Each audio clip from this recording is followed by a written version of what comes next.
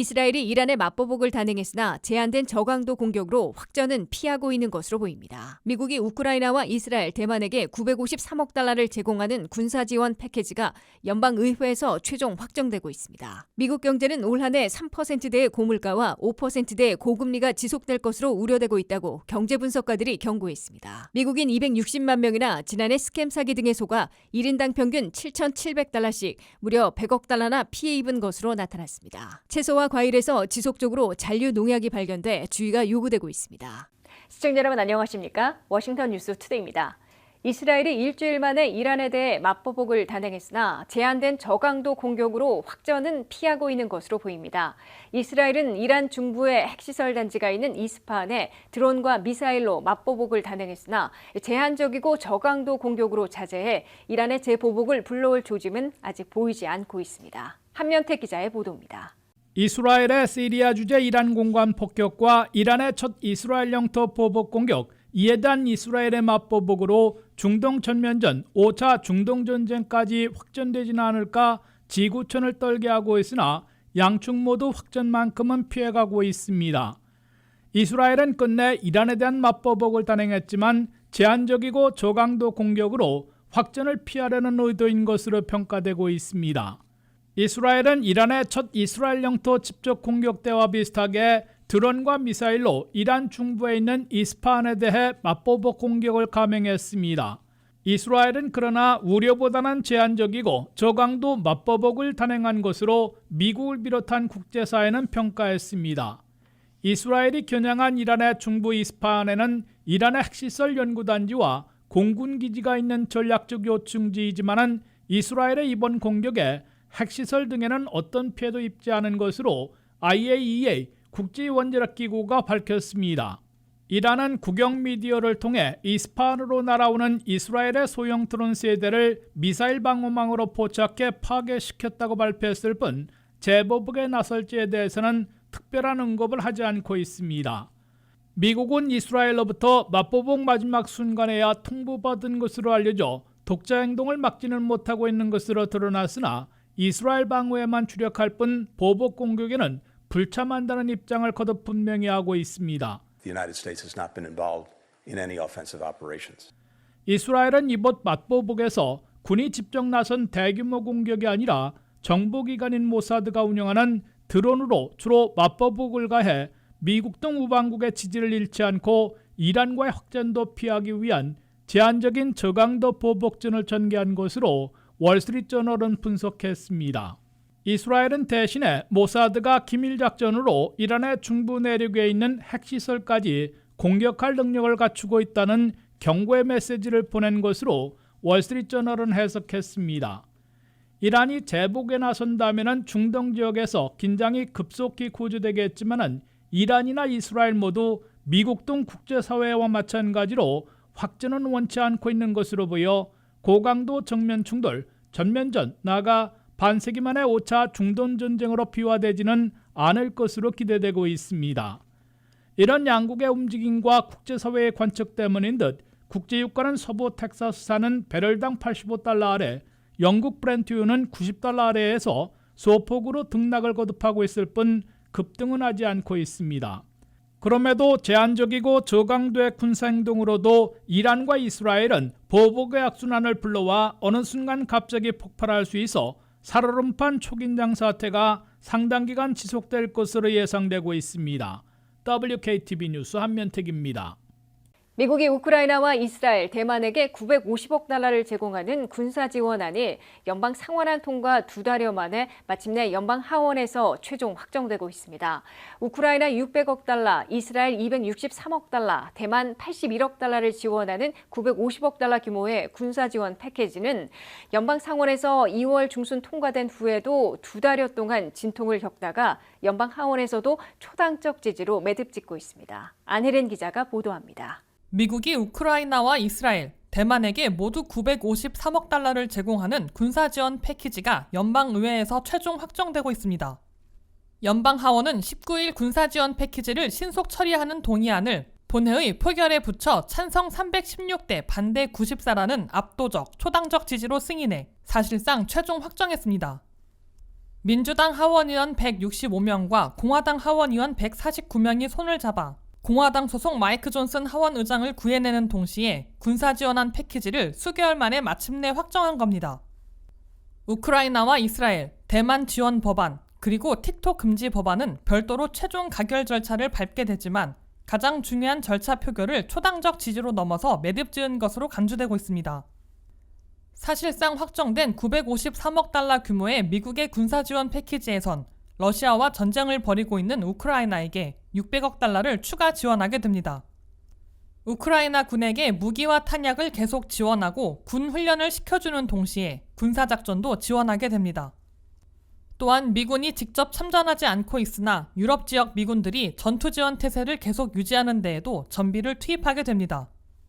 하마스와의 전쟁에 이어 이란과도 군사 충돌하고 있는 이스라엘에게는 263억 달러를 군사 지원하게 됩니다. 미사일 방어 등을 위해 130억 달러, 안보 지원금으로 36억 달러, 인도 지원금으로 92억 달러를 배정했습니다. 미국은 중국의 군사 위협에 대응해 대만에게도 81억 달러의 안보 지원을 하기로 했습니다. 미국의 953억 달러 규모의 군사 지원 패키지는 민주당이 다수당인 연방상원에서는 지난 2월 13일 찬성 70대 반대 29라는 압도적인 차이로 통과된 바 있습니다. 그러나 하원 다수당인 공화당 내에선 50명의 프라덤 코커스 등 보수 강경파들이 강하게 반대하는 바람에 2달 이상 겉돌다가 마이크 존슨 하원의장이 자신의 직을 걸고 민주당의 도움을 요청해 최종 확정짓고 있는 겁니다. 공화당 하원에서 마조리 테일러 그린 하원의원 등 2명이 민주당과 손잡고 있는 마이크 존슨 하원의장을 축출하겠다고 시도했으나 실행에 옮기지는 못하고 있습니다. WKTV 뉴스 안혜린입니다. 미국 경제는 올 한 해 내내 3%의 고물가와 5%대의 고금리가 지속될 것으로 우려되고 있다고 경제 분석가들이 경고했습니다. 그럴 경우 미국민들의 고물가, 고금리의 이중고가 올해 내내, 길게는 내년까지 오래가고 금리 인하 지연으로 주택시장의 해빙과 신용카드 빚 해결도 늦춰질 것으로 예상되고 있습니다. 미국 경제는 앞으로 불경기에 다시 추락할 위험은 아직 낮지만 고물가, 고금리의 이중고는 기대와는 달리 오래가는 방향으로 진행되고 있다고 월스트리트 저널이 보도했습니다. 월스트리트 저널은 경제분석가 69명을 대상으로 분기마다 조사하는 설문조사 결과 4월 조사에선 향후 1년 안에 미국 경제가 불경기에 빠질 가능성은 29%에 불과해 올 1월 39%에서 10%포인트나 더 떨어졌다고 밝혔습니다. 불경기 우려는 갈수록 퇴색되고 있으나 불경기 없는 물가 잡기를 뜻하는 소프트 랜딩, 연착륙 기대 또한 불확실해지고 있습니다. 예상을 뛰어넘는 고용 열기로 물가가 다시 흔들리면서 올해 기준금리 인하가 불투명해지고 있습니다. 그럴 경우 미국민들은 올 한 해 내내 고물가와 고금리의 이중고를 피하지 못하게 됩니다. 월스트리트 저널의 설문조사에 참여한 경제분석가들은 미국의 물가는 2분기에 3.11%, 4분기에는 2.73%를 기록할 것으로 내다봤습니다. 미국의 기준금리 수준은 올 상반기 말인 6월에 5.23%, 올 하반기 말인 12월에는 4.67%에 머물 것으로 예상했습니다. 연준의 물가 목표인 2%보다 훨씬 높은 3%대의 고물가가 올 연말까지 지속될 것으로 경제 분석가들도 내다보고 있습니다. 연준의 기준금리도 당초 올 하반기에 3번은 내릴 것으로 예고한 것과는 달리 경제 분석가들은 잘해야 한두 번 인하에 그칠 것으로 예상되고 있습니다.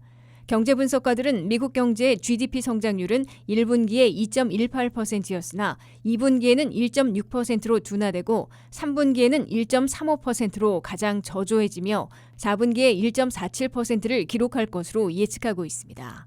고용 증가폭은 올 1분기에는 한 달 평균 27만 6천 개를 기록했으나 2분기에는 17만 2천 개로 둔화되고 3분기에는 12만 개, 4분기에는 11만 개에 그칠 것으로 내다보고 있습니다. 경제 분석가들의 다수가 내다본 미국 경제는 2024년 한 해 마이너스 성장으로 불경기에 빠지는 악몽은 피하겠지만 1%대 저성장에 그치게 될 것으로 지적하고 있는 것입니다. 성장 둔화에도 물가를 조속히 잡지 못해 기준금리도 내리기 어려워져 올 한 해 내내 미국민들은 3%대의 고물가에다가 5%대의 고금리라는 이중고를 장기간 겪게 될 것으로 경제 분석가들은 경고하고 있습니다. 기준금리 인하가 빨라야 9월 이후로 늦춰지는 추세여서 주택모기지 이자율도 7%대에 다시 근접하고 있어 주택시장의 해빙도 지연되고 있습니다. 미국인 260만 명이나 지난해 온라인 사칭 사기와 투자 사기 등에 속아 1인당 평균 7,700달러씩 무려 100억 달러나 피해 입은 것으로 연방당국이 발표했습니다. 이는 전년보다 10억 달러, 14%나 늘어난 것이어서 각종 온라인 사기가 더욱 기승을 부리면서 정교해지고 공격적으로 전개되고 있음을 보여주고 있습니다. 김미연 기자의 보도입니다. 미국인들을 속여 돈을 빼내가려는 사기범들이 갈수록 기승을 부리고 있습니다. FTC 연방교역위원회는 2023년 한 해 신고된 각종 사기 피해자들만 해도 260만 명이나 되며 피해 총액은 100억 달러를 넘었다고 19일 발표했습니다. 이는 피해 총액으로는 전년보다 10억 달러, 14%나 급증한 것으로 FTC는 밝혔습니다. 피해자 1인당 평균 7,700달러씩의 피해를 입어 전년도 5,000달러보다 대폭 늘어났습니다. 가장 큰 피해를 많이 입힌 사기 행위는 투자 사기로 지난 한 해 46억 달러나 피해를 입었으며 전년보다 21%나 급증했습니다.